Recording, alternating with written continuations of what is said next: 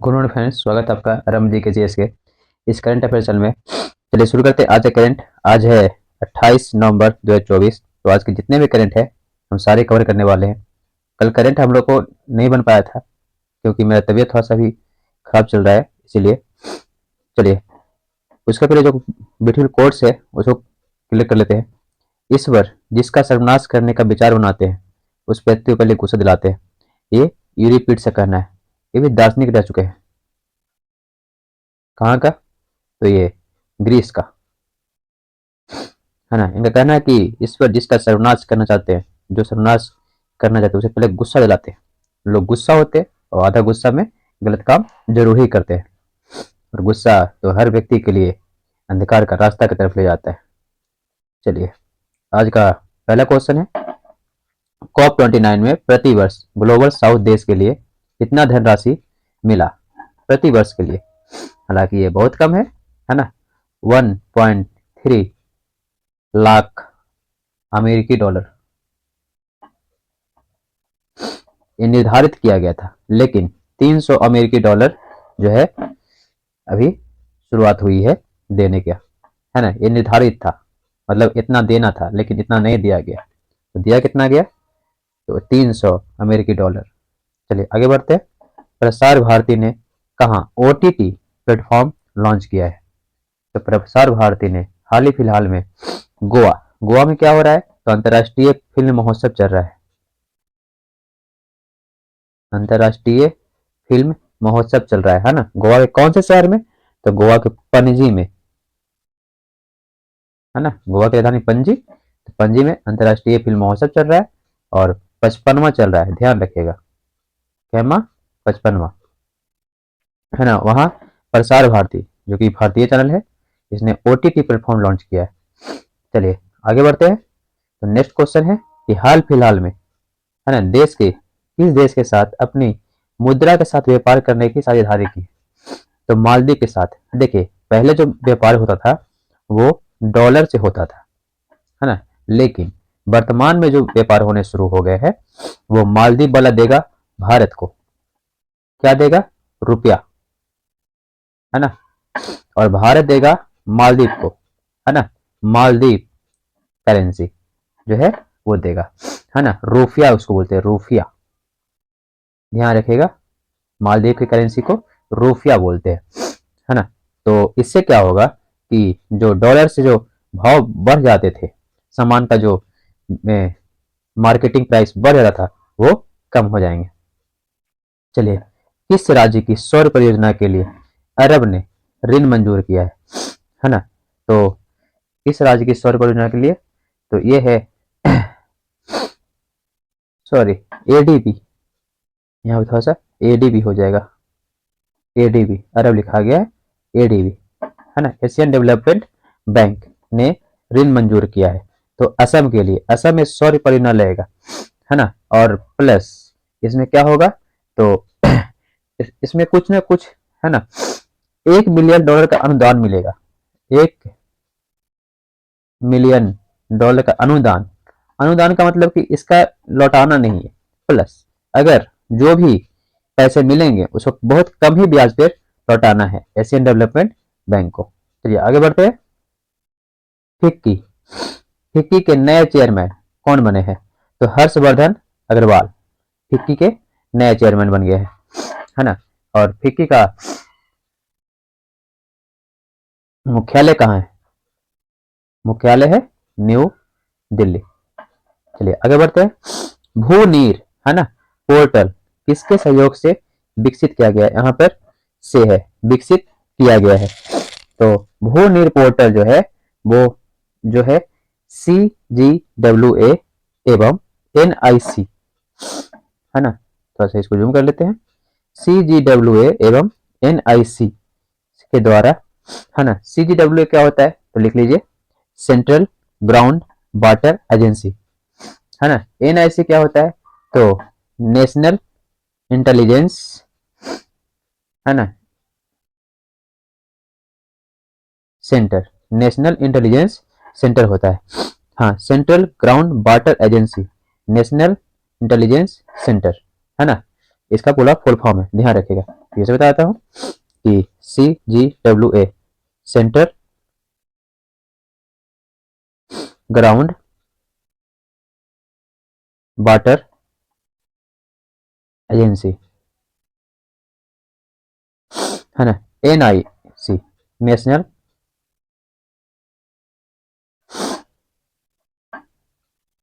हाँ इंफॉर्मेशन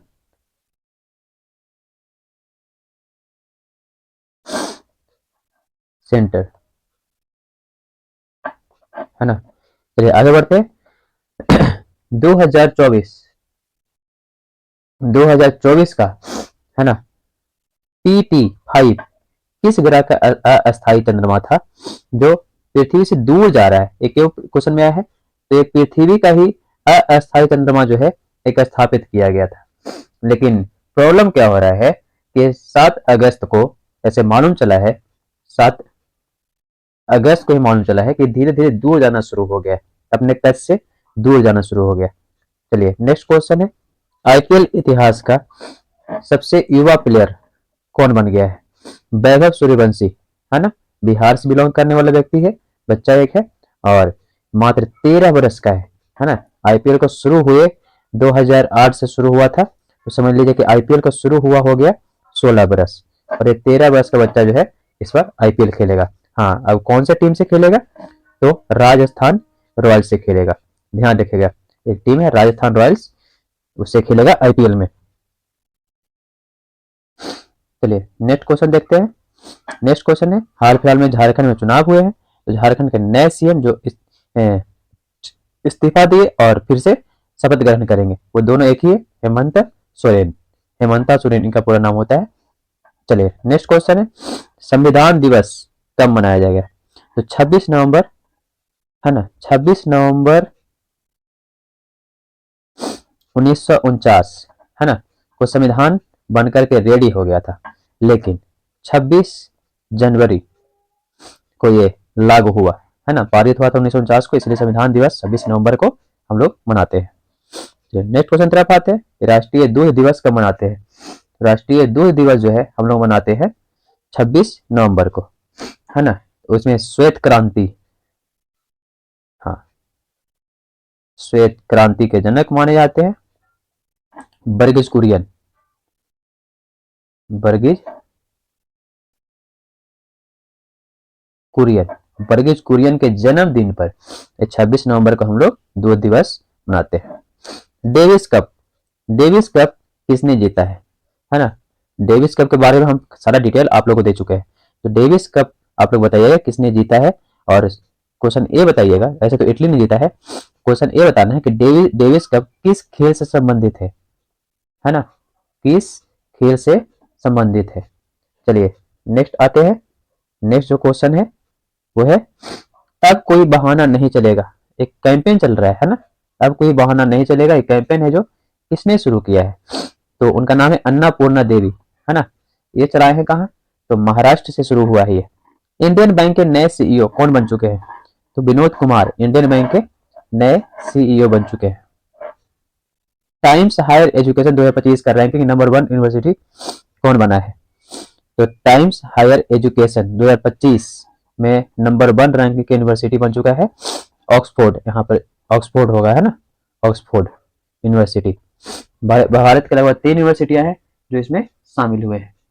चलिए आगे बढ़ते हैं, नेल्सन मंडेला, ये क्वेश्चन आप लोगों को हम दे चुके थे पहले, नेल्सन मंडेला का संबंध किस देश से रहा है, जिसका आंसर आप लोग कमेंट बॉक्स में अवश्य डालें, ठीक है। चलिए अब आते हैं हम लोग फैक्ट ऑफ द डे, ये आप लोग के लिए बहुत इंपॉर्टेंट क्वेश्चन बनता है, जो आप लोग बोलते हैं स्ट्रैटेजी के, है ना, तो इसी स्ट्रैटेजी का एक रूप है। चलिए, है ना, बलिया पाल आंदोलन के बारे में बात करते हैं आज। वर्ष 1946 में शुरू हुआ था, है ना। पहला क्वेश्चन तो ये बन जाएगा कौन से ईयर में शुरू हुआ था, हाँ, कहाँ शुरू हुआ था, तो बंगाल की खाड़ी के पास उड़ीसा में, है ना। ध्यान रखिएगा, बलिया पाल एक गाँव है, कहाँ है, उड़ीसा में, तो कहाँ शुरू हुआ है, तो उड़ीसा, उड़ीसा कौन से गांव से, बलियापाल गांव से, है ना। तो बलियापाल गांव में भूमि पर मिसाइल की टेस्टिंग रोकने के लिए, है ना, क्योंकि ये टेस्टिंग से क्या हो रहा था, भूमि की उर्वरता खत्म हो रही थी, ये उद्देश्य था ये आंदोलन का। मतलब ये आंदोलन एक तरह से पर्यावरण से जुड़ा हुआ है, है ना, भूमि पर की मिसाइल की टेस्टिंग ज्यादा न की जाए। चलिए नेक्स्ट क्वेश्चन है, नेक्स्ट आंदोलन की हम लोग बात करेंगे। तो नेक्स्ट आंदोलन है कि साइलेंट वैली आंदोलन वर्ष 1978 में शुरू हुआ था। कहां से? केरल से, है ना। तो कुंती पुंजा नदी पर बनाए जा रहे साइलेंट वैली, साइलेंट वैली क्या है? जल विद्युत परियोजना के विरोध में, है ना।